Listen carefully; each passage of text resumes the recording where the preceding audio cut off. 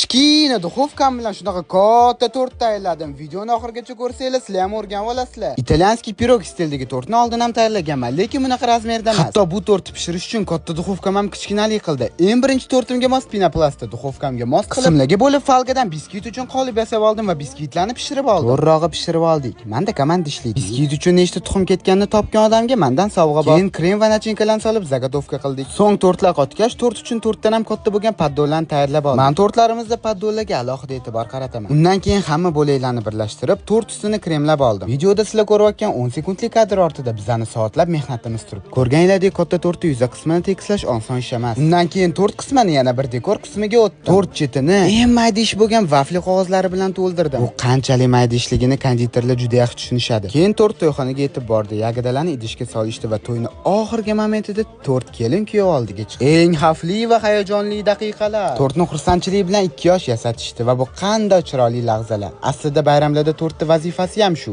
Xursandchilik ustiga xursandchilik qo'shib. Shu fikrimga sizlar nima deysizlar? Tort hammaga yoqdi, ko'rinishi va mazasi. Tort ideyasini ham va nachinkasini ham menga ishonishgan edi. Aytgancha bu safarga klientimiz o'zimni qadrdon hamkasblarim edi. Agar sizlar ham tort tanlashni noldan barcha sir-sanoatlari bilan o'rganishni xohlasanglar, o'zimni offline kursimga taklif qilaman. Xullas, tortdan va video ham tugadi. Bizdan tort qildirishni niyat qilganlardan bitta like